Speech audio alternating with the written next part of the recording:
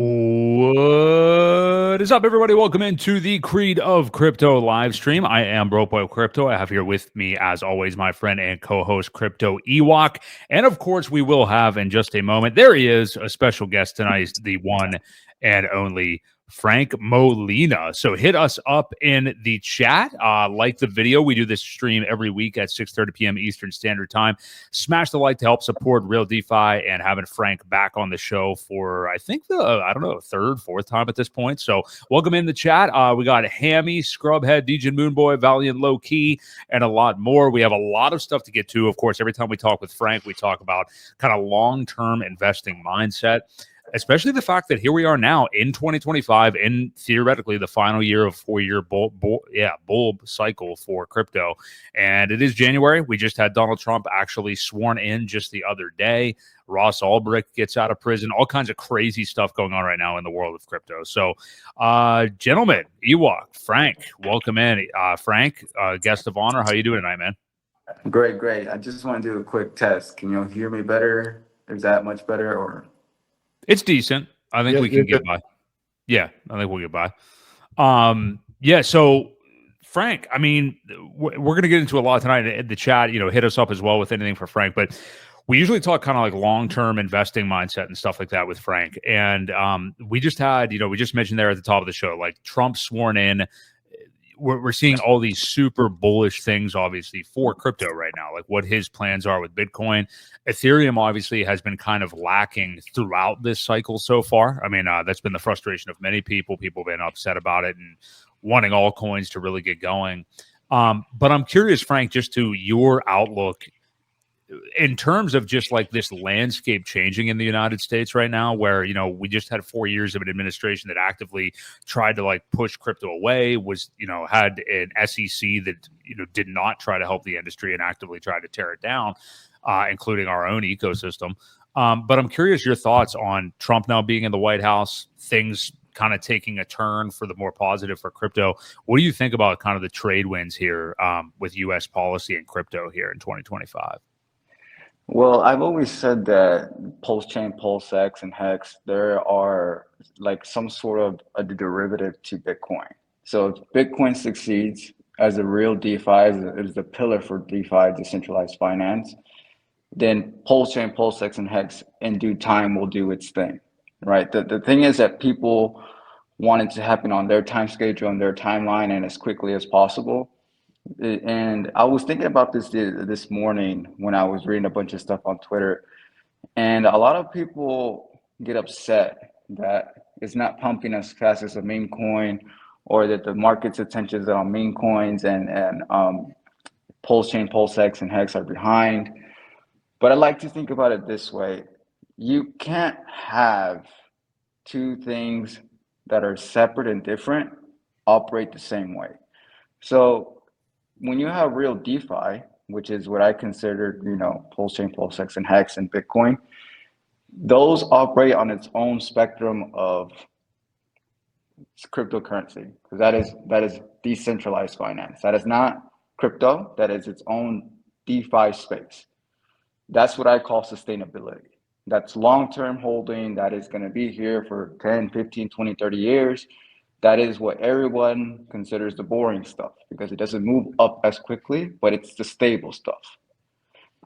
And the problem is that people want the stable things to operate the same way as the meme coins.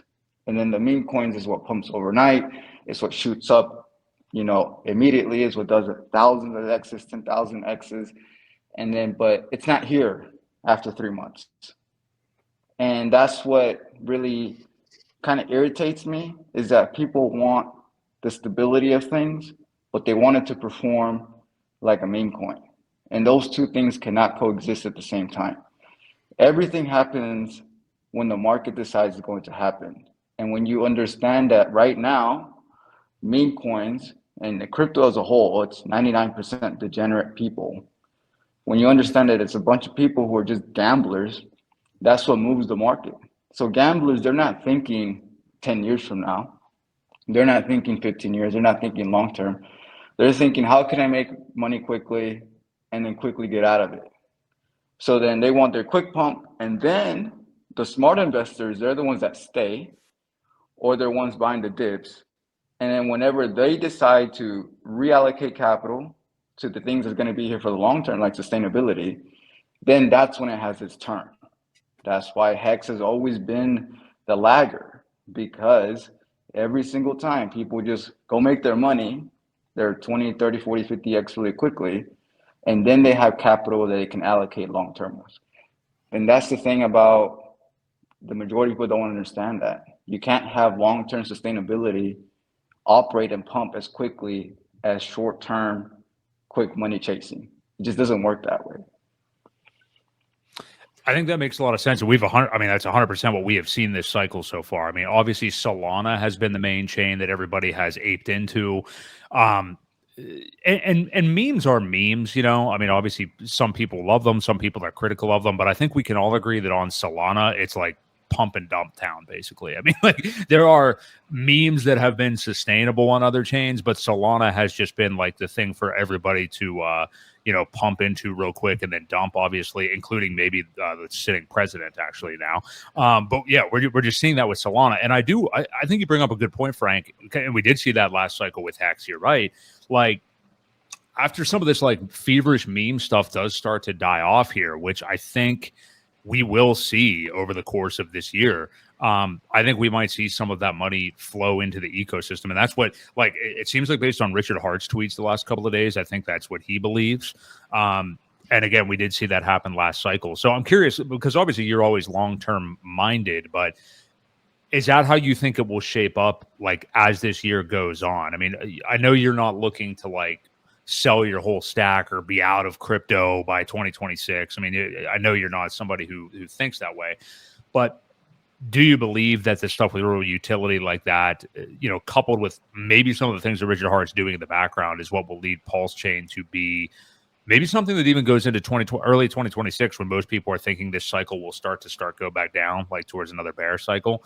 Do you think we could see PulseChain moving that late in the game in terms of this cycle? Yeah, so from what I've seen on Twitter, a lot of people are saying that this, what do you call it? The narrative for this cycle is cults and meme coins. Right? I've seen that a couple of times now. The problem with that is, if that's the case, then you're not going to see a lot of people have a lot of attention on things that are going to be here for a very, very long time.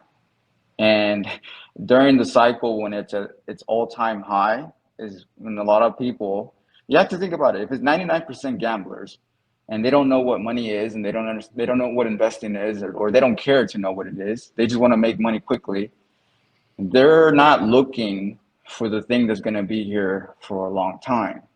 So if that's the case, they're going to be chasing meme coins for the first 6, 7, 8, 9 months, whatever it may be for 2025. And then the people who stick around, that's the ones who are going into DeFi assets, the one that are actually going to be here for a very long time. Now, I've seen it from, like, in the physical actual world. I tweeted about this last week. I had a mentor who made his money on Bitcoin, and I was in his program, like his bootcamp program, his mentorship program, for a couple of years, and that was a couple of years ago. And when we left, he made it very clear: don't reach out to him, don't talk to him. That was part ways. Go tackle the world on your own. Don't rely on him. And I was in a group with other individuals, of good friends of mine who I've known for almost 20 years. And one of them received a text from this mentor of mine who made his money in Bitcoin, by the way. And he said, "Hey, what's the golden ticket? What's the slam dunk? Is it PulseChain or PulseX?" So he's not the guy who's on social media. He's not the guy who's on, checking forums. He's not on Twitter. He's a regular old school, old money, traditional finance, traditional investment routes, your brick and mortar businesses. Bitcoin was just like his rocket ship that expedited his wealth. But everything else he had already established. He went the TradFi route. He went the traditional education route. And Bitcoin was just like that rocket ship that allowed his wealth to expedite at a faster rate. But he's not aware of the things that we're talking about. like on Twitter. But he has connections with people who work in Wall Street, people who have hedge funds on Wall Street. He has a friend who has a crypto hedge fund, right? He's based out of New York. I never met him, but he always talked about him and how he had his network connections in crypto through his friend who's a hedge fund manager on Wall Street. So that's where he gets his intel from. And it's very obvious that how was he aware of PulseChain and PulseX if we haven't spoken to him in years and he just reaches out to us one day? And that tells me the old money, the institutional investors, they're making their way in. And then the other day I was at the gym, I go to these what I call like upscale gyms where you have these older folks, old money. Right. They have their personal trainers. And then I was getting ready for a boxing session. And my friend walks in, he works out with me sometimes, and he says, "Hey man, guess what?" I was like, "What's up?" He's like, "Hey, I just overheard this older gentleman who wears a Bitcoin shirt." He says, "Hey, I just jumped 100,000 into PDI." Now, whether it was 100,000 USD or 100,000 PDI, we don't know, right? But if it's like these older gentlemen who have like play money, because that's what he said, it's like, I just jumped 100,000 in play money into PDI. And we were like, okay, so old money is starting to arrive. And I'm seeing that literally through my own eyes and through my own experiences. People that have no idea what Twitter is, they don't care what Twitter is. So that's my personal experience of my personal confirmation.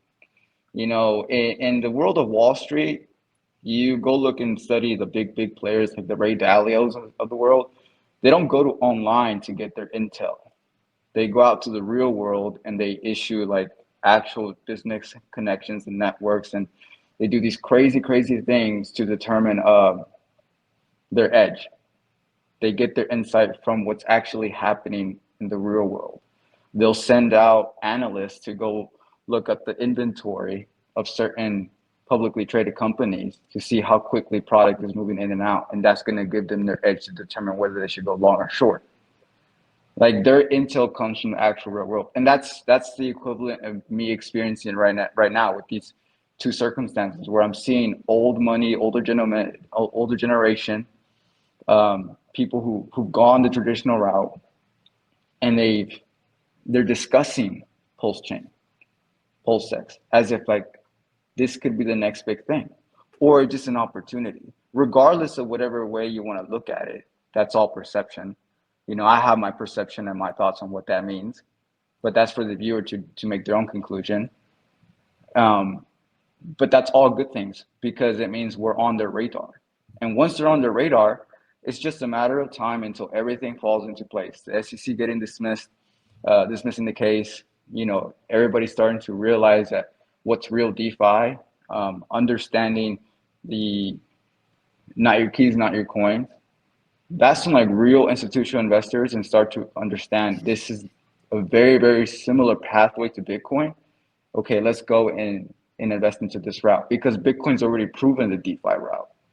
It's already proven it. Like you can't deny that whether you like Bitcoin or you don't. You can't deny that DeFi is here to stay. DeFi is the solution to monetary debasement. So then now people are going to look, okay, what is the next thing similar to it? And then we go back into the 80s, 70s, Intel was already up and running. And then Apple said, I'm going to make something similar. Same thing with Microsoft, Google. So there's always healthy competition for the things that are actually here to stay. Bitcoin can't be the only DeFi existent type of cryptocurrency that exists in the world. So people are going to look for alternatives. The real money, the real institutions, they look for alternatives. And in this case, currently, as we speak, the alternative to real DeFi is Hex, PulseChain, and PulseX. Now, of course, real institutions and real money, they're very precautious. So as long as they see that SEC case open, they're going to be a little bit more hesitant. But there's going to be those who are taking the gamble, who are like, you know what, I'm going to go in now because if they win, the opportunity for increased gains, increase their amount of gains is there because you're going in before the market floods in.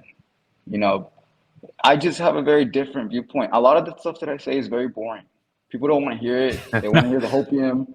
They want to hear all this like, oh, it's gonna do 1,000x tomorrow. Like I'm not that dude.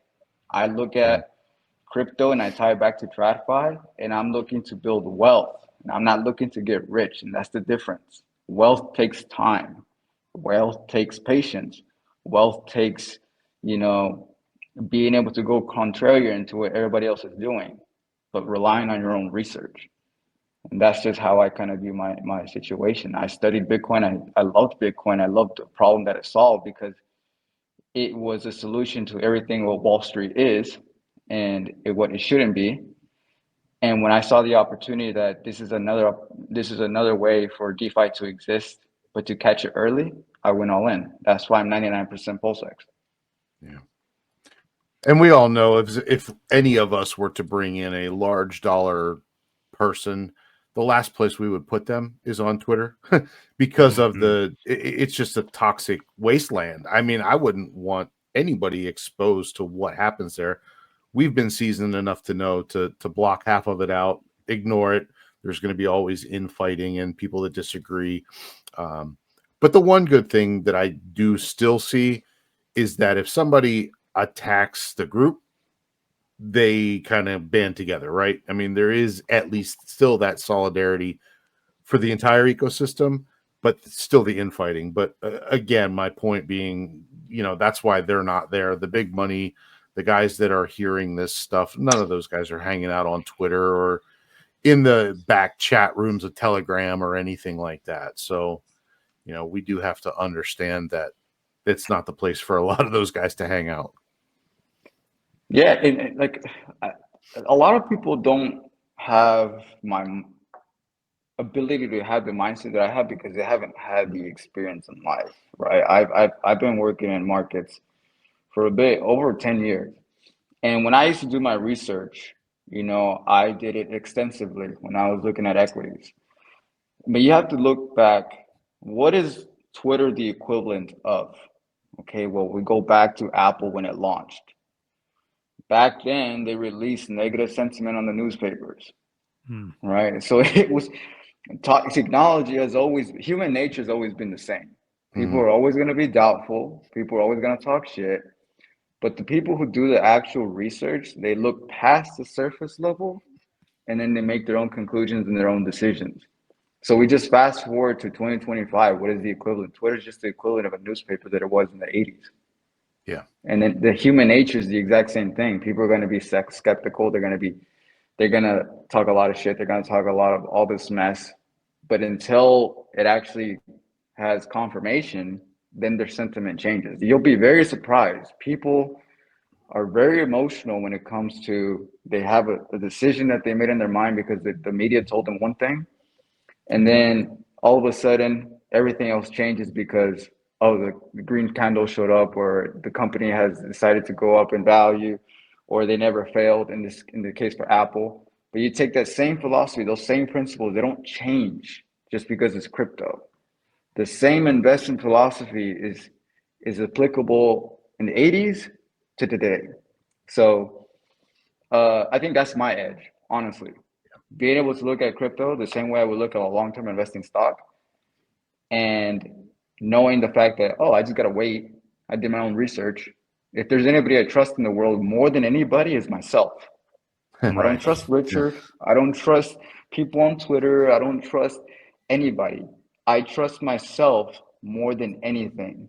And because I trust myself more than anything, I know that the work that I put in to understand what I hold is what gives me that conviction. Because I'm trusting my own knowledge, my own research, my own intuition, my own gut. And it's never failed me in the past, whether it was a lesson or a gain in the past, but my own confidence in myself has never failed me. So from when people say, how do I have conviction? It was because I trust myself more than I trust anybody. And I trust that what I did in the past 4 years to have this conviction gives me the confidence to hold through the turbulence. Yep. It's really interesting you say that, because I just had that thought recently myself. Like, because sometimes, very rarely, like Ewok said, are we like doom scrolling on Twitter or anything, but every now and then you can get like this idea gets into the ethos, you know, that you're seeing a lot, and maybe you're just, who knows what it is, like you're having one of those days where like you're hungry, you're tired, you're just not in the right state of mind, and your mind starts to wander. And I have many times, just like you just said, Frank, I've come back to that exact idea of like, why the fuck am I listening to these people that are objectively dumber than I am? Like, why am I letting these people have their way with my mind, or really my mind have its way with itself, because I'm letting it slip away, you know? And you just come back to like realizing like I'm more measured than these people. I'm able to see a longer view than these people. And you can tell because the folks that live like on Twitter 24/7 and the kind of stuff, the arguments they're getting into, the stuff they're getting into, it's really just creations of their own, you know, their own boredom, their own mind, really. So it's a bunch of noise. It is noise. Can I ask you real quick? This is really interesting, and I don't even know if you've really seen that this is going on, Frank, because again, it's happening on Twitter, although it has been something that Richard Hart's actually been mentioning here and there. So your interesting points about like being in one of those, and I know exactly what you mean, like those high class gyms where older dudes will be there and like have trainers and stuff like that. But so you just brought up the fact that these guys are not on Twitter, they're not on social media and stuff like that, and they're coming out talking about buying PDI, guy being aware of PulseChain and PulseX and stuff like that. However, at the same time, we are seeing people on Twitter right now. And again, Richard himself has been engaging in it. And I think it was more so geared towards Vitalik Buterin and how Ethereum's not been performing thus far. And Vitalik's tweeting about their identity and what they're doing. I mean, all these weird tweets about like what's up next for Ethereum and stuff. And there's been this thing within PulseChain the last couple of days, people talking about like marketing, like we should have better marketing, or, you know, Richard's tweeting about like, you know, I forget what the phrases he said, maybe Ewok, you can help me out, but don't whatever, advertise instead. I forget, it's a rhyme. I forget what it was, but he's just basically telling people to advertise and stuff like that. Do you think that that's a misnomer? Like all these people that are afraid, like, well, the prices are down, why haven't we moved yet when some other things have moved? Is it like just a PulseChain marketing problem? Or is it just, you know, where we're at in the cycle? Most importantly, Ethereum hasn't even moved yet. So how are many altcoins kind of going to move yet? And I know it's anecdotal, but the two stories that you just told us about older dudes that are hitting you up in the gym are talking about it. What do you think PulseChain actually has a marketing problem? I guess it's just what I would ask you on that. So my viewpoint on that is very, very different. A lot of people are not going to like what I have to say, actually, because there you go. Let me put it this way. If people buy solely on marketing already in crypto, okay, so keep in mind, you're in crypto. The crypto market is 99% degenerates. It's not investors. It's just people chasing hopium and chasing FOMO. Okay, so that's the people that you're advertising to.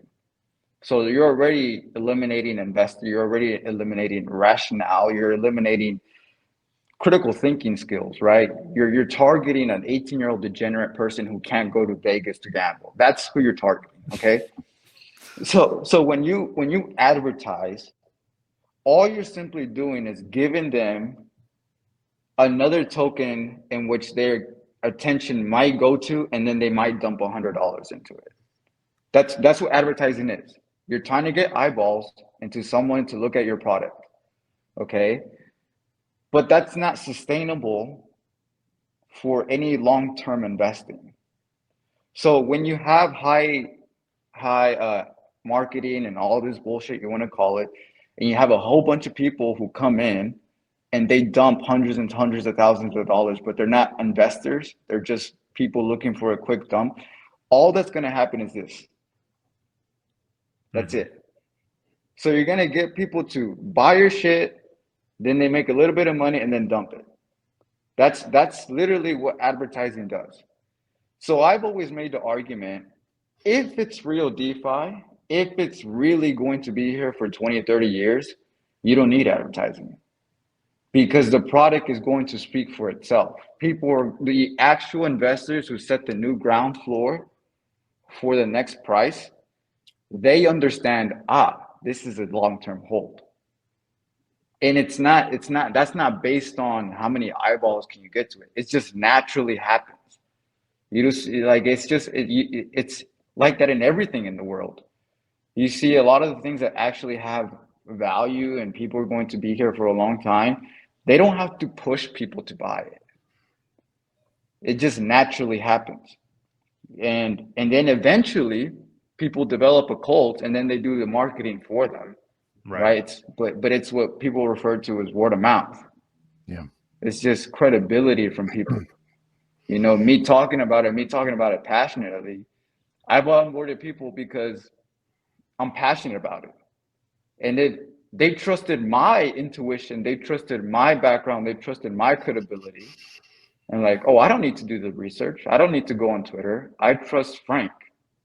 Frank's done his research. He's done his understanding of it. And if he's in it and he's passionate about it, he's not convincing me about it. He's just telling me about it. Well, I'm going to go and dabble into it too. So that's how you actually sustain something that's going to be here for 20, 30 years. It's like when you have actual investors coming in and saying, this is the real deal, right? But when you have like advertising, marketing, it's no different than just trying to push a product into people who don't actually believe in it. They buy it, they don't like it, then they get rid of it.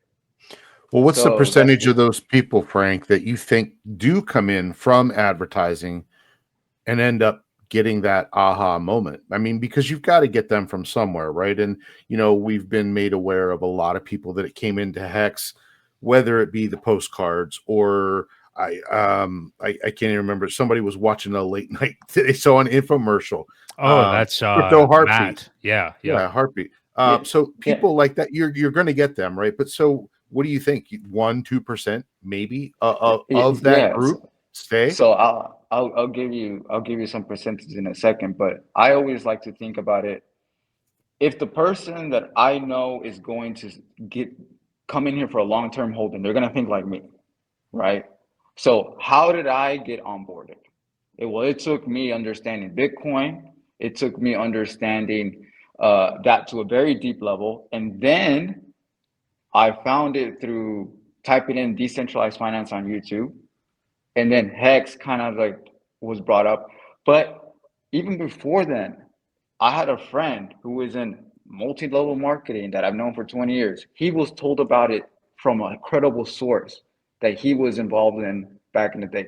So all the people how I was on board and how I onboarded other people, it all came through someone that I trusted and they trusted someone else. That's how that's like long-term players. That's how it is. People who are going to be here for 5, 10, 15 years, I know this person. I've known him for a long time. I trust his research. He told me about it. Now I'm going to go and do my own research. Now, of course, you can get that small percentage of people through a mass advertisement like that. Of course you can. But I like to put it is, what is the percentage base? Okay. How much does a crypto drop? Let's say 95%. I would argue the reason why it drops 95% is because that 95% are degens. And the 5% that is above the low, it's that long-term hold. Yeah. You see, does that make sense? Yeah, sure. And but each time, and that's why Bitcoin did the same thing, right? Early in the day, Bitcoin went down 95%. The next cycle, maybe only 90. The next cycle, only 85. And now we're at the point where this could be a 80% drop.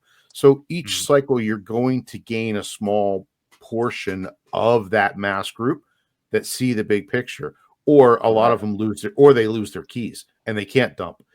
There's a combination of both things that happen, but I think that is kind of the goal of the mass marketing type thing. Is you're going to grab a small percentage of those people that actually do get it, that actually do see it, and they do stick around. I mean, you know, if we just rely on word of mouth, it could really take a long time. So it will take a very long time. But let me ask you this. But it wouldn't dip as hard, is what you're saying. Basically. It wouldn't dip as hard. Exactly. Yeah. So let me ask you this. When you see people advertising, you know, hey, let me go do this mass advertising. Do you think their intention is to obtain that small percentage of long-term investors, or is it to get their bags up for the cycle? Right. I get it. So Yeah. like, yeah, that's the argument I'm making. I'm not saying it's bad. I'm not saying Yeah. anything about that. I'm just saying expect it that whatever advertising you're gonna do, you're gonna get a quick pump, but that pump is definitely gonna come just down just as fast because the Oh, froze. Frank. I don't know if we lost him or if it's just temporary. Oh, there you go. There You're he back. is. You froze for a minute. There you go. I had a question for you. Probably the last thing on the advertising thing, or just kind of an overall statement about it, is you bring up a good point too, like talking about long-term investors. And this is why it's been weird to me, these people talking about like, oh, PulseChain has a marketing problem. I mean, Sami likes to throw this stat out all the time. I mean, there's 170 content creators. Like there's people like us that have a consistent channel. You know, maybe we're not always like going out and there's people that aren't great at this, but maybe we're not always going out and trying to find somebody on Solana and get them on the show and try to stuff like that. We're not DMing people and stuff, but just the fact that the content is out there. That's exactly how you found Hex, Frank. I mean, just like decentralized finance on YouTube, and then all of a sudden maybe you're just seeing that hex symbol a whole bunch. I mean, that's definitely happened to me in the past, about like you see the PulseChain, PulseX, and Hex logo all together on all these different channels. You see people with it in their profiles. It's the mind share, and there's really not another community in crypto like this that has all these people 100% for free. I mean, we make a couple $100 from YouTube or whatever, but other than that, totally for free, going out and talking about this stuff just because you're passionate about it and you love it. And that's really, I mean, not only does that mean that the marketing is out there, I think, and it's out there for you to find, but also we've been talking about cults too. I mean, the fact that people are this obsessive over it that they're doing it. I mean, Solana, and I'm not like picking on Solana or shitting on it on purpose. I'm just saying because it's kind of factual if you look at it. It's the antithesis of PulseChain. I mean, it is people that, oh, okay, well, this one's gone up. I know what it is. Sam Bankman-Fried was tied to it, and I know all about that story and everything. And they're going and making pump and dumps on there and stuff like that. We haven't seen Ethereum move. Solana has moved, so people are continuing to do stuff on there. It's really the antithesis. There's not people out there, like there's not this tight-knit Solana community or something like that people are just sitting here every single week talking about this stuff. So it comes from the top down, in my opinion. Like Richard Hart, just how passionate of a guy he is, fighting the way he does, fighting against the SEC and stuff like that right now, instilling the principles that he has. That's why you get these maniacal people, I think, that are just here doing this. So I don't know if you had any final thoughts on that. If so, go ahead. Right? Yeah, I would just say like if people, the best advertisement is going to be people talking about it on YouTube, because it's like, for example, whenever I get a chance to it, I just talk about it passionately. And I give my perspective, I give my opinion, and I talk about it from my experience, and I talk about the solution that it offers and how it's people who understand Bitcoin are going to understand Hex. The reason why Hex took off in the beginning was because there was a whole bunch of Bitcoin holders. Like people who understand Bitcoin are the people who understand actual DeFi. That's why we were able to correct 99% and still survive, because you can't kill the idea that actually works. You can kill an idea that doesn't work, or you can kill an idea that is only temporary, or it's a meme coin, or it's short-term gratification, or it's a quick pump and dump. But you cannot kill an idea that actually solves a problem, because there was always going to be that 1-2% who says, I'm buying up the dip, because those people are not buying for a discount. They're buying because they know the solution that it solves, right? So Bitcoin was this solution, and then Richard Hart says, here's a better solution. And people commented all the time on my Twitter. They said, yeah, the reason why people in Hex are the OGs, they understand Hex very well, is because they were once Bitcoin holders. Right? That's factual. Those individuals who are Hex holders in the beginning, they were once Bitcoin holders, and they understood the problem that Bitcoin solved. We just offered a better way. Hex is a better way. So when people are on their YouTube channel and they talk about it passionately like that, I think that's one of the best ways, because they're not speaking from an emotional standpoint. They're speaking about it from like a factual standpoint. And then whenever someone like me hears it, I'm like, then we look at from a factual standpoint. We don't look at the emotions. We don't look at what feels good or what hears good, or, what we want to hear. We listen, we look at the facts, and we verify the facts, and then we make our own decisions. So the best marketing, in my opinion, is always going to be people like us who make YouTube videos, and you guys who are consistent every single week. That's always going to be the best marketing, in my opinion. Because when you try to force things through just trying to get more eyeballs, sometimes you're going to attract just a vast majority of people, a wide spectrum, from gamblers to believers, like long-term believers. And sometimes it's like a hit or miss. Now people have disposable income and they just want to go and drop $10,000 on marketing because they want to do it out of the kindness of their heart. By all means, go ahead. Right. But when you're asking like the community, let's raise $500,000 or $1 million to go do, something, some sort of marketing. That's where I'm like, no, I'm a believer that if it's the real deal, it's going to take off naturally. You don't need to push it. It's going to happen just the same way that Bitcoin. People are going to understand it, believe it, and then eventually word of mouth is just going to take off. Yeah. But it doesn't hurt. But just I'm not giving my money away for someone to go hire some marketing ploy. If they want to do it from their own funds, by all means, go for it. Right. But that's a case by case basis. Well said. Did you have something, Ewok? No. I feel that I feel similar. It's just the problem with today is people want that right now. They have that right now attitude, unfortunately. And it was one of the questions that I had kind of jotted down for you is how is there a way to change that overnight success mentality, meme coin adoption to a long-term thing? And is it other than time, right? I think time is our answer, and that's really all it takes is seeing that we're still here cycle after cycle after cycle, and all that other stuff is gone. It comes, it goes, it may pump to the moon, you may get 10,000 14,000x out of it, but it's gone. It doesn't stay. It's not sustainable. And I mean, I think time is really the only thing that takes care of that. And unfortunately, the people that are saying, well, you got to do this and you got to do this, look how much we're outgaining you guys that are just sitting there holding. We haven't had the time aspect happen yet. So to prove who's right, who's wrong kind of thing. So unfortunately, that's where we're at right now. Yeah. I mean, put it simply, if Bitcoin hasn't been able to do it, we're much younger than Bitcoin. Sure. So like that is, whether people want to accept that reality or not, it's the reality. You can't expedite time, and you can't force people to change their emotions. It took the stock market 100+ years to stabilize at an 8% return, right? So just because it's crypto doesn't mean that it doesn't operate the same way. Yeah. Human emotions and human psychology is the exact same thing, whether it's equities, real estate, or crypto. That's it. That's literally, you don't change human emotions. And when you understand that, I think you accept reality for what it is. It's the red pill. You accept it for what it is, and then you make peace with it. You don't have to like it, but you accept it for what it is.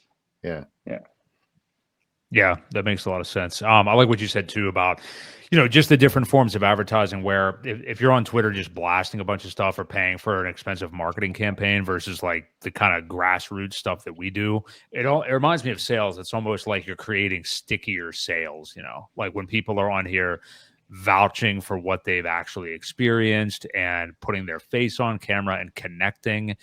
I think it does a lot better than like just a tweet like, hey, I have 40K coming in this week. Which coin in the ecosystem should I plop it into? Which they, probably don't really, but that's kind of stuff you see out there.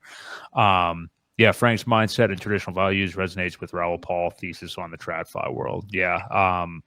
Yeah, totally agree. And I think we need more of that. I mean, like obviously, like we're in crypto and the prices are going to move quick, and you want to, think in a crypto state of mind. But I think getting too focused in on that, like we've talked about here tonight, can definitely hurt you.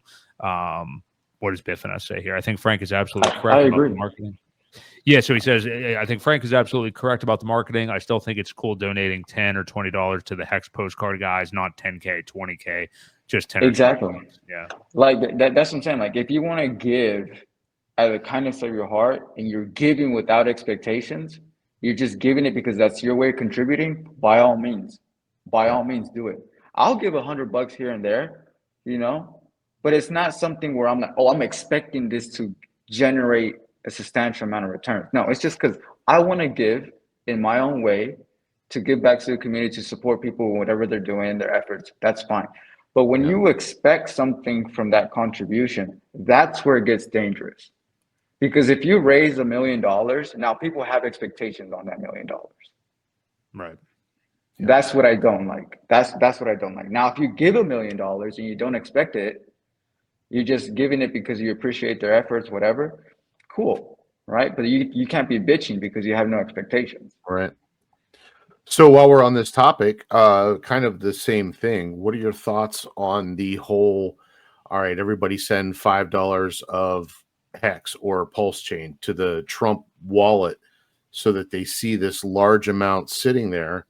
What are your thoughts on something like that? I mean, my opinion is they'll probably dump it. They probably will. They probably will. They'll probably, they'll look at it if okay, so it depends, because if the theory is correct that one of the Trump, I don't know if it was Donald Trump Jr. or Eric Trump, one of them, who's actually a believer in DeFi, then they might, be like, okay, we got their attention or whatever, maybe they might hold on to it. But if that theory is not correct, they'll probably just dump it. Yeah. So like, it's at the end of the day, I like to look at those things as like they're laughs. It's a cool little laugh, it's a cool little joke. But if you expect something from that, that's where it just gets very dangerous, because in the world of investing and TradFi and everything else, it's the human psychology. Like if you really fuck up your mind when it comes to investing and you develop an expectation from whatever contribution that you're doing, and then you see that contribution didn't go the way that you wanted, you get demoralized. That's 90%. That's 90% of investing right there. You demoralize yourself because you eliminated, so you damage your psychology, and now you start making irrational decisions. Yep. Like that to me, like the psychology and behind investing is 90% of the work, man. 90% of the work. People just think because it's crypto, fake money, digital currency, it doesn't operate the same way as equities. It's the exact same way. The exact same way. Markets don't change. Human nature has not changed in thousands of years. Just because it's a new asset class doesn't mean you're all of a sudden you're going to have a whole different mindset or behavior. Right. Well said. Brownie's shout out. Adventure. Yeah. Appreciate the super chat, man. Yeah, appreciate that. Thank you very much. I gotta hit on this. I think we hit on this every time you're on, Frank. You alluded to it a little bit earlier, but you've many times said, and I think many people may be surprised by this that are invested in this ecosystem, but you've talked about being 99% in PulseX. Obviously, PulseChain, Pulse is the actual gas token of the ecosystem. PulseX is the DEX that Richard commissioned of the ecosystem. And then, of course, a lot of people obviously are in Hex too. But I am curious, why is PulseX what you are the obviously most bullish on? I mean, I think maybe people have a lot of suspicions that, it is deflationary in nature. Like it's the only DEX in humankind that has that buy and burn turned on, where we see the tokens get burned whenever trades happen. We've had 6% of the PulseX supply burned away forever already. That has happened really in the bear market. I mean, that's happened in the last year and a half. So why is it mainly PulseX for you? And do you ever, I know you're not a short-term guy, but do you ever kind of, look at ratios or maybe go back into some Pulse or Hex or anything? Or why is it that PulseX is what you are most bullish on? Before you answer, thanks DJ Moonboy for the 1999. Go ahead, Frank. Yeah, very good question. I think my answer is pretty boring. The way that I'm going to answer is not, it's not anything special. Um, but there's a combination about three things as to why I did all PulseX, right? Maybe four. One, the deflationary is very similar to my world of stock buybacks. Just very simple, right? I like the idea of it. It's very, very simple. Two, and this is a little bit more complicated, but it's the one that makes the most sense to me. To me, I understand what Bitcoin is. I understand. I'm like Michael Saylor. I understand the problem that it solved, right? But it's way too late for me to make substantial like wealth. I would have to wait 20 years to do so. So it's not worth it to me to buy Bitcoin. So then what's the next big option? Okay, well that's when I discovered Hex. Hex is the second best option right now when it comes to buying something like Bitcoin. And it is the best option to buy it when the mainstream media hasn't caught on to it. Right? So I was like, okay, well, Hex is the thing that's going to operate the same philosophy as Bitcoin, and I can buy it right now this early on. Well, I'm going to go ahead and start looking in that direction. Now, part two of that is, okay, well, Hex has been out for 5 years now, and can I make great returns on it? Fantastic. Yeah, I can.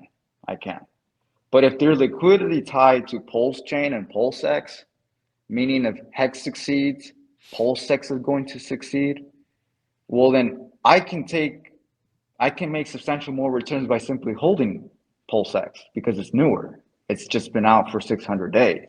Mm-hmm.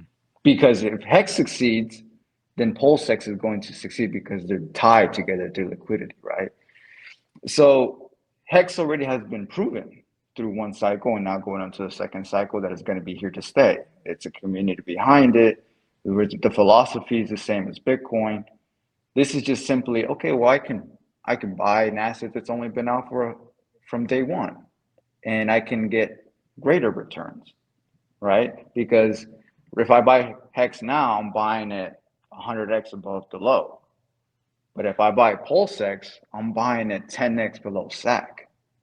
And they carry the exact same principles of DeFi. The only difference is the ticker and a little bit of the tokenomics, right? But the philosophy and the ideology behind DeFi, they are both the exact same. Mm-hmm. And then it goes to like part three of that is I like simplicity.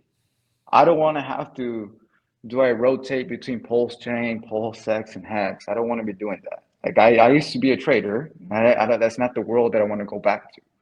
I just want to buy one thing, hold it into, my cold storage wallet over several wallets, and then go enjoy my day job. And then just let time do its thing. And not have to worry about, do I have to do a ratio trade back and forth? I use those as metrics to see the performance. Like I look at the ratio between PulseChain and PulseX and see how that's been doing over the past, year and a half. But I use it as a metric, not as a form of investing. Now, people have asked me, is there a rotation plan in the future? Well, for sure, whenever I feel comfortable, I'm going to rotate a big portion into Hex and just do a 5-5-5. That to me is like, okay, long-term retirement plan. Ewok will like the sound of that one. Yeah.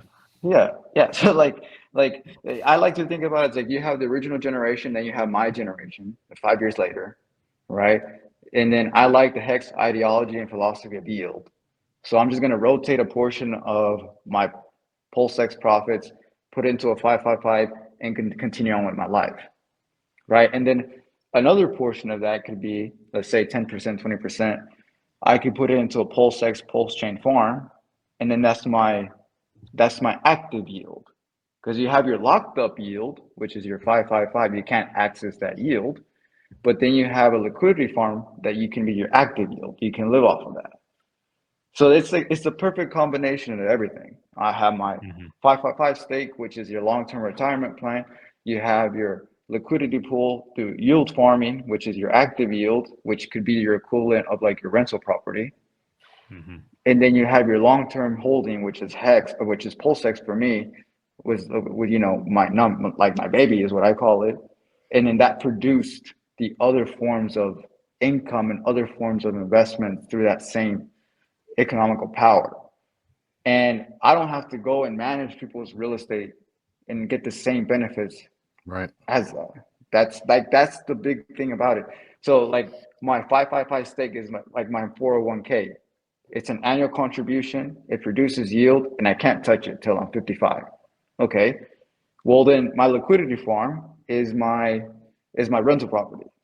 It's producing me active yield every month, and if I decide to sell it because I need it, I can touch it. Right? It's not locked up.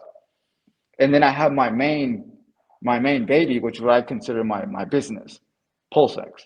That's the one that made everything happen, and then you kind of just diversify out.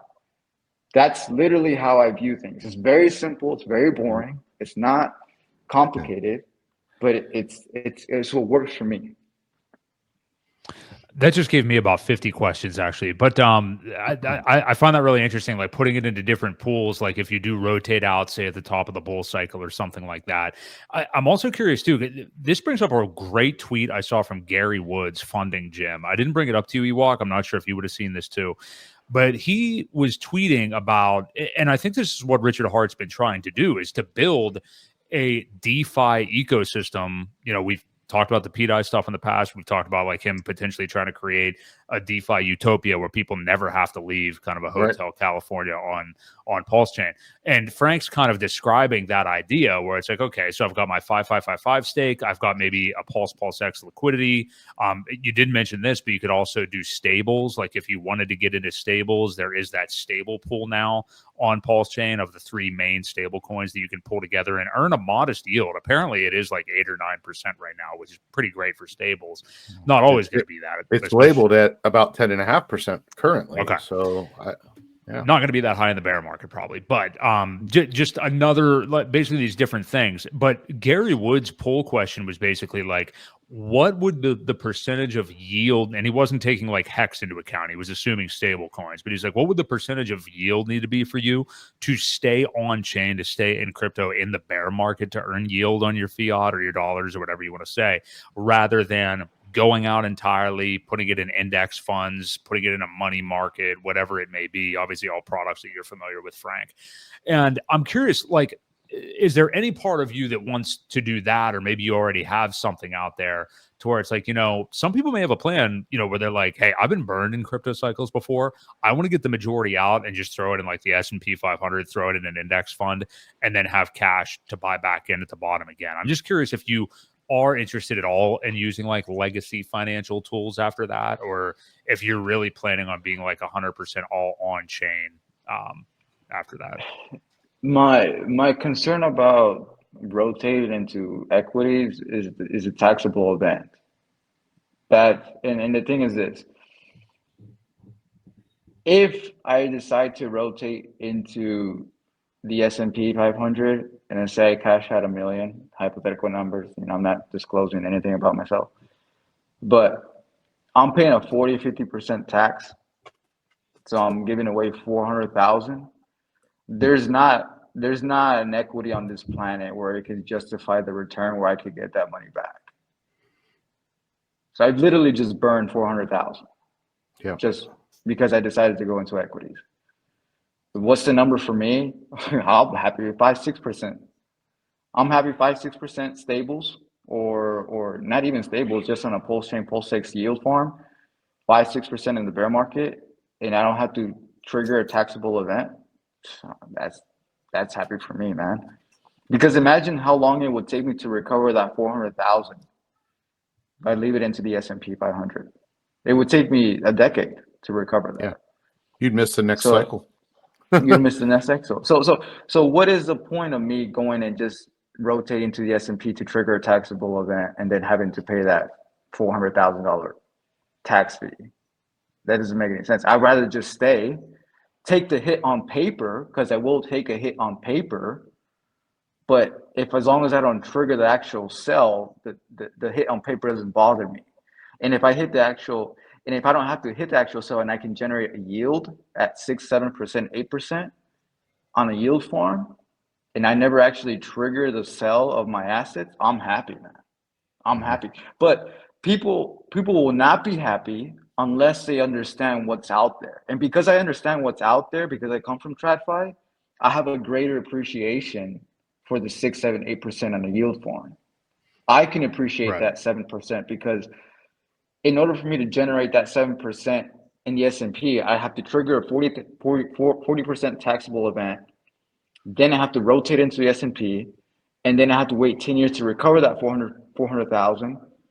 And then it's gravy from top of that. When I could just stay in the PulseChain network, stay in the liquidity farm pools, not trigger the taxable event, keep the paper loss, which simply just means hold for 4 years till it recovers, and then collect the yield in the meantime. I'm happy with that. Like, I'm genuinely happy with that. Some people are not, you know, but that's where greed comes in. And people develop greed because they haven't developed the experience in actual investing. Like, there's a difference between like being an investor and being like a short-term trader. And the people who are not happy with 6, 7% are the ones who are not investors. I am an investor. I'm very boring. People don't like this stuff, but it's what works. Yeah. Well said. Yeah, I thought that was an interesting pull though by Gary, because that's something that, again, you know, people, we want those products on chain. So just like you said, you don't have to, and even if you didn't take like a tax hit, like even if you just getting into those vehicles, like many people actually that are aware and smart with crypto know nothing about the traditional finance vehicles. You know what I mean? And they'll get into some mutual fund or a managed fund where there's like a 2% expense ratio and just get raked over the coals by these scam artists in traditional finance. You know what I mean? So. Yeah, people like to talk about scammers in crypto. Motherfucker, you haven't seen the scammers on TradFi, okay?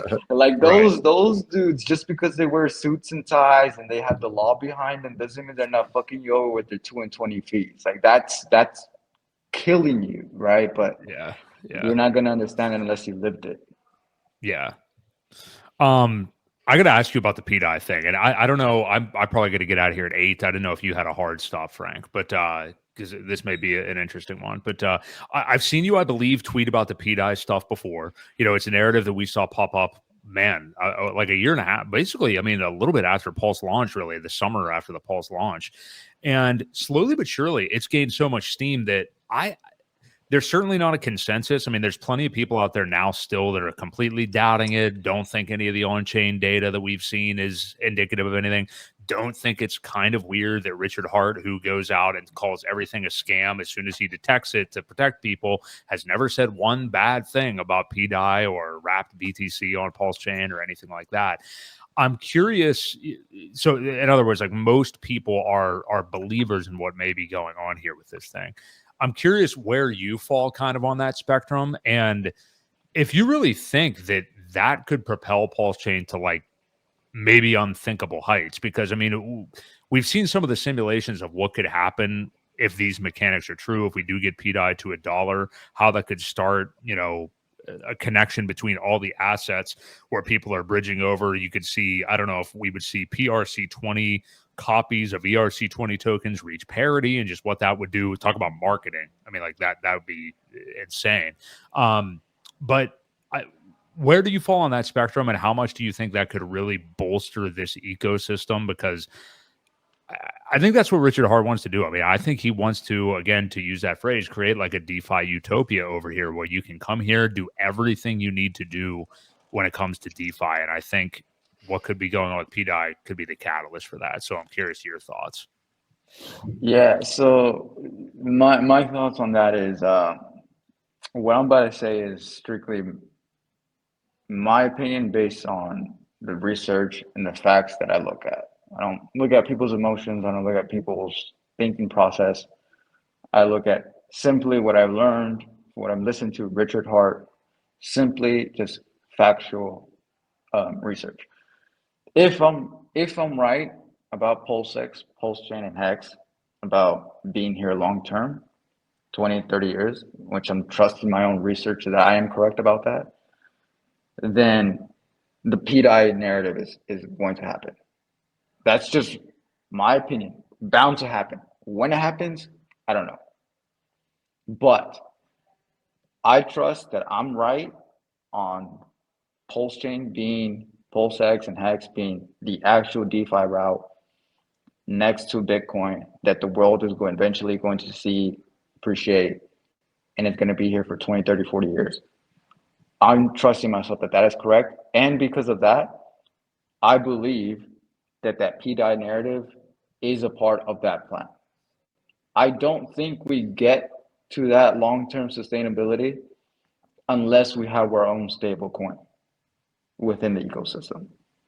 So that is simply my theory, my position. I believe it's going to happen. When it happens, I don't know. I'm not in a rush. I don't care when it happens. But if it does, that is like the final missing piece to create that DeFi utopia. You don't have a reason to leave anymore.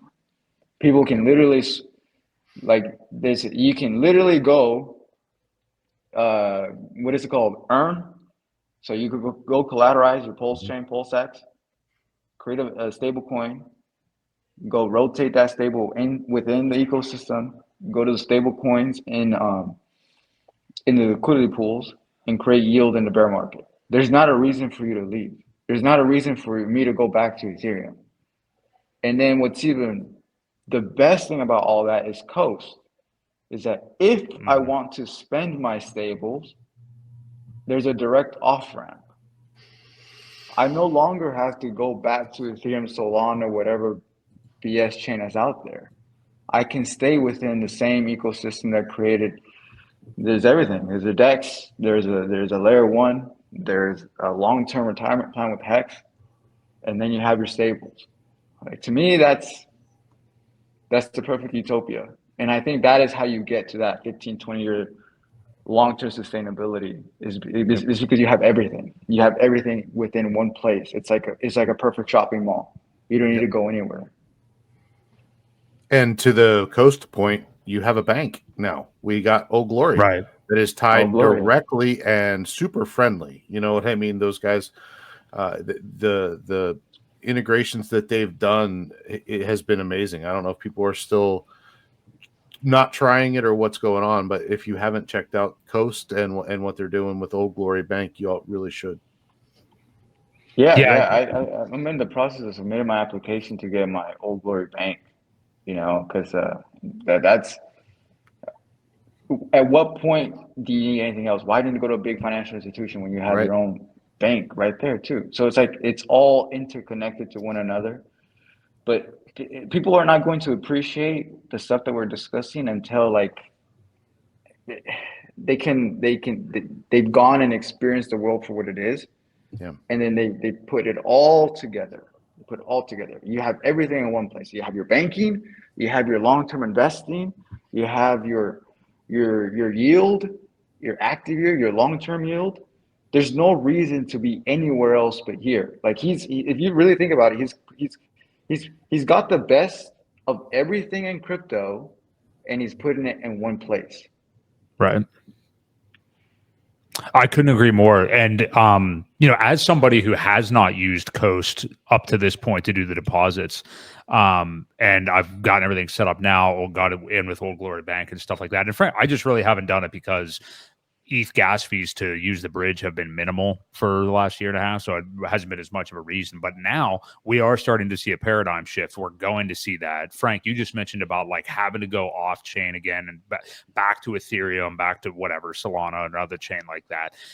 That's what I'm thinking of is the future really is when whether you are somebody that is like a all or nothing, I want to get out of the market completely at the end of this bull cycle, or you have more of a frank approach where you want to stay mostly on chain, but you're going to need some cash outside, some fiat for something eventually.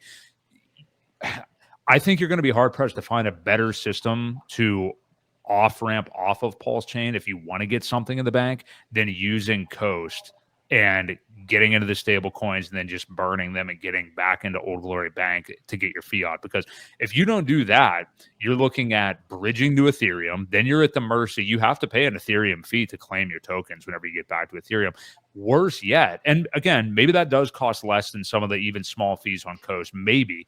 But then what do you have to do? You have to go through an exchange, which is like the most dangerous, horrible, disgusting part of the entire process. You have to go through Coinbase or whoever you trust the most, hope that they're kosher, and then you get it there to whatever bank you want to. So to me, if it is a slightly higher, even if it is a slightly higher fee to go from Coast back to Old Glory, if I can bypass exchanges, that is something that I definitely want to do at that point. Oh, I agree. If you have to pay a higher fee for the peace of mind, that's 100% worth it, because Coast is not custodial. That's what people are not like grasping. Coinbase is custodial, meaning if at any point by chance that they go bankrupt and they have your coins, you're not getting your USDC into your bank account, no matter what the circumstances are. And Coast, because they're not custodial, they're a one-to-one, right? Whatever they hold in their vault is what comes in and out.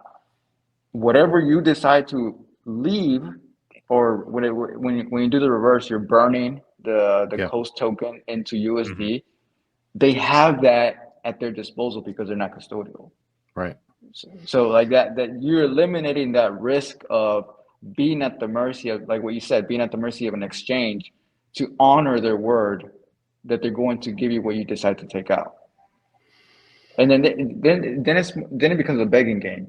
Can you please give me my money?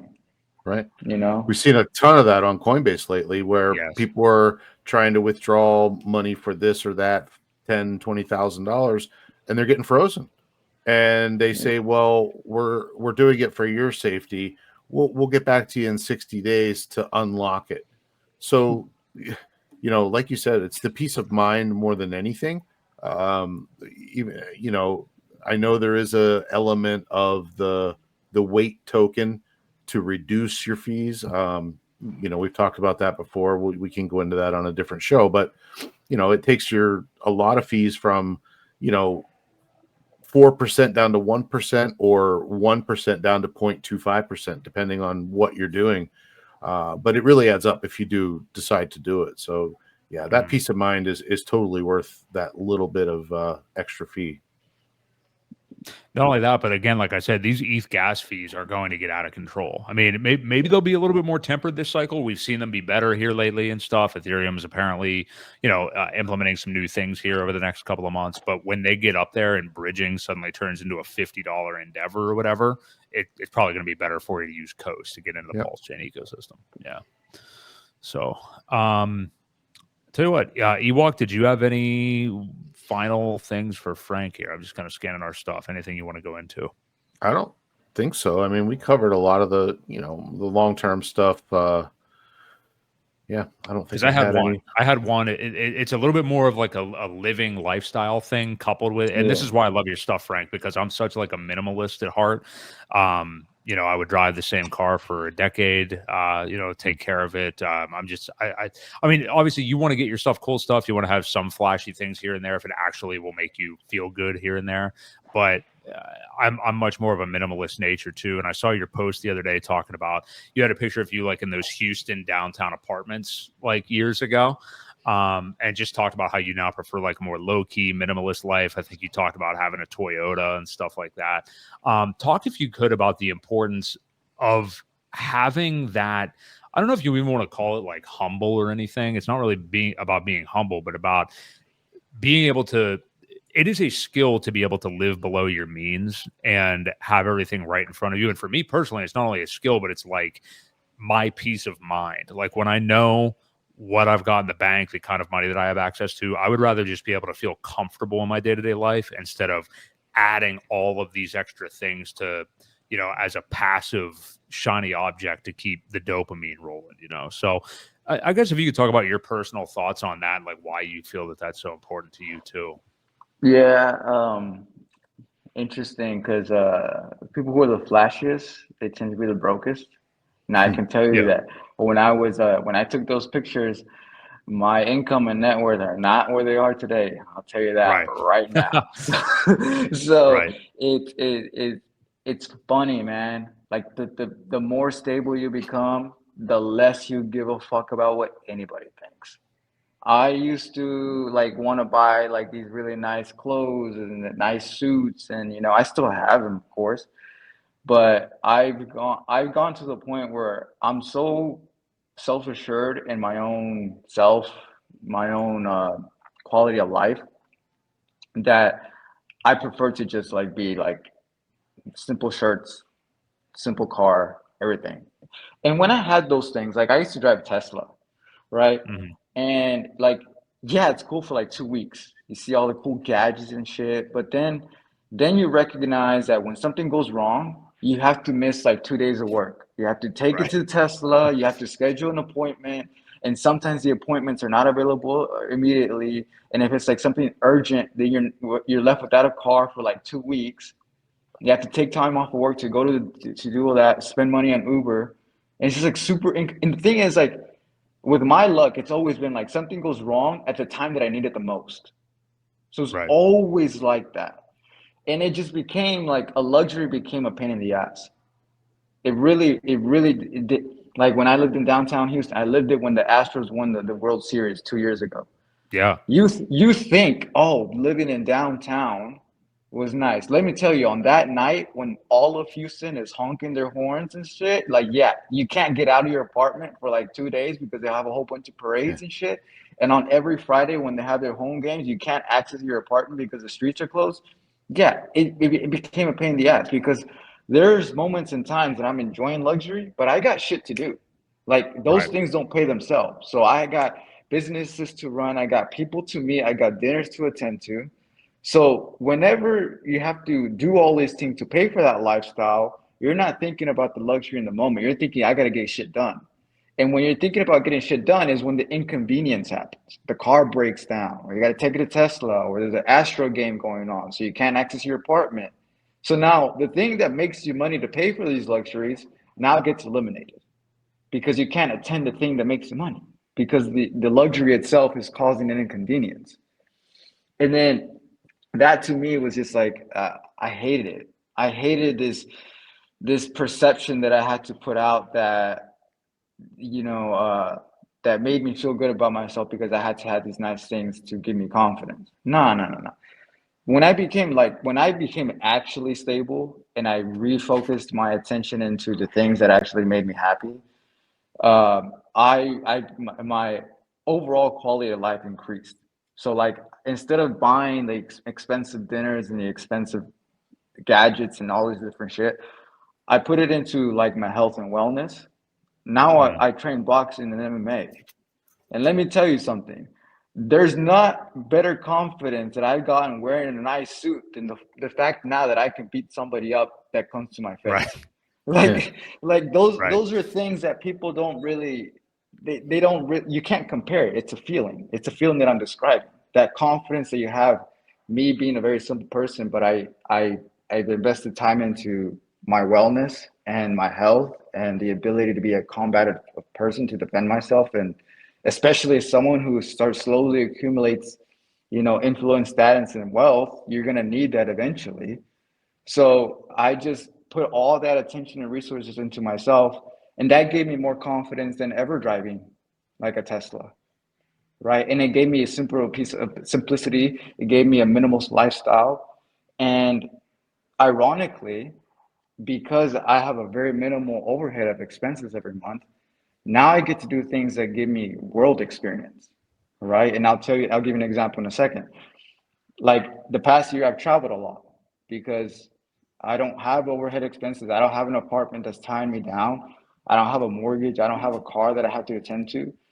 I have now extra resources to go and travel Mexico. I've gone to Mexico. I'm from El Salvador, so I go into El Salvador a couple times. And this past weekend for MLK, I was in Russia. I was in Wow. northern Russia. Yeah, I was Wow. literally in Russia in St. Petersburg, and it was an amazing experience. And I went to go treat myself. I was with a friend, and her and I went to go have dinner at a really nice restaurant in St. Petersburg. And it was an experience that I paid for because that's something I get to remember. It wasn't me clout chasing or making me feel good about myself because of my low confidence.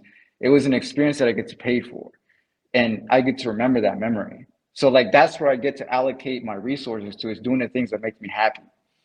And the fact that like, how many people can say, yeah, I'm under 30 and I've been to Russia and I've been to one of the best restaurants in Russia. Like that, not many people can say that, but I can say that because that's what like I can do with my resources now, is I get to spend it on things that gives me experience. There you go. Like he just said, buying experience is better than buying things any day, any day. And I would 100% rather spend very minimal and spend on quality and experiences every now and then and have a fat bag of PulseX and Hex than to have a nice car in the driveway just because you feel like you need it or you want it or you feel like it gives you some sort of status. But man, let me tell you something. You attract the wrong people with that type of stuff too. You don't attract genuine people. You just become yourself. You just make yourself a target. Yeah. So like it's a combination of so many different things. And I truly believe you have to kind of get it out of your system for you to come to that conclusion. So some people, it takes just 3 months, 6 months to go lavish, go spend their money. Okay, cool. To me, it took a couple of years in my early 20s. You know, I wanted to feel good about myself. So I was buying a whole bunch of shit that I couldn't afford. And then eventually like I matured. Like it was really when I got into Hex when I was like, no, I don't need this shit. I'd rather just have like 99% of my wealth in here, live low key, spend my money on experiences, and then just nobody knows anything about me and I can live a very minimal lifestyle. That was more satisfying than anything else. And like being healthy, being fit, and knowing how to fight, that gave me more confidence than anything that I would ever wear. And I think a lot of people need to get to that point. And hopefully, I mean, one of the things that I want to do with my accounts is like be kind of like a role model on that. It's not just about the money. It's about what you can do with the money. Yeah. Put it into yourself, the experiences, the traveling. Yeah, like Russia was awesome. I loved Russia, you know, but I don't think people have this stereotypes and what they learn about from what they read or videos and stuff like that. But I think none of that matters until you can say, yeah, I lived it, I was there, and I can tell you my experience. Right? That's more credible than someone just says it from theory. If I tell you, oh, America is the greatest country in the world, but I've never traveled outside the world, then what value does that statement have? But when you say, oh, America is a great country, but I've traveled the world, that's why it's a great country. Like that type of statement carries a lot more weight because it's coming from experience. Yep. Right. So that's just like my 2 cents on that. I think awesome stuff to share. Really well said. I resonate with you on the health and well-being stuff. I mean, I've always been somebody who's very active and worked out, 5, 6, 7 days a week and stuff. But over the last year and a half, I realized like how much sugar I'm eating and shit, and always had a high protein diet and all that stuff. And then I'm like, what my nutrition's like fucked. Like there's so many more things that I could be doing nutrition wise. So I've dedicated to like an all, as much as humanly possible, whole food diet every single day of the week and stuff like that. Blood panels get insanely better. So I will say I only had a soiree with jiu-jitsu for a little bit before I gave it up. So I'll probably have to get back into some of the fighting stuff. But the moral of your story, Frank, is don't move to cities where teams are cheating to win a World Series. That's really what my takeaway was there. You're not an Astros fan, are you? Are you an Astros fan? Yeah. Not really. I've never been to their game. I've never been to the game, and my apartment high rise that I used to live in was right next to the stadium, and I never went to a game. Oh wow. Okay. All right. But man, yeah, so much good stuff. I really appreciate you sharing that. Great place to leave off. Ewok, did you have any other thoughts for Frank tonight? No, just to key in about investing in yourself. It will pay tenfold, other than buying things. So experiences and investing in yourself, you nailed it. So yeah, man. Awesome. Investing becomes a lot easier when you have a clear mind. I'm telling you. Right. Like when you're healthy, when you worked out, and you kind of get that adrenaline from going to the gym or going to a boxing lesson, whatever it is, and you come back to the computer to do your research, your mind is clear and you think very rational. It's not Right. emotional. Like that, people don't understand how important thinking rational and eliminate emotions when it comes to investing. That is like your number one thing that has to happen for you to make very wise decisions. I'll just leave it at that. So like you'll never go wrong by investing into yourself. Not to mention being around to see the fruit of your labor. I mean, right. That's part of it too. So yeah. Good stuff. Well said. Well, hey, we appreciate you, Frank. We appreciate everybody in the chat tonight. Valiant, Low Key, Brownies, thanks for the super chat earlier. PTGC, appreciate you, man. Bit Finesse, you've been active in there tonight. D Math, Volatile, Mr. Chinks, obviously, Marco, a lot of the guys that are joining us every week. DJ Moonboy, thanks for the super chat earlier. Appreciate all you guys. Yeah, just an awesome stream. If you're still here and enjoyed everything we talked to Frank about tonight, please do us a favor. We'll say peg the like button. We appreciate you doing that. We do this show every Wednesday night, 6:30 p.m. Eastern Standard Time. We didn't even get into the SEC case and whether or not we'll see a result on it pretty soon. But who knows? Maybe by this time next week, we will have some concrete stuff going on as far as that, because I think we're going to get that any day now, it seems. So, yeah, we will catch you guys next week. For Frank Molina, Crypto Ewok, this has been Broke Boy Crypto right here on the Creed of Crypto. See you guys. Catch you later.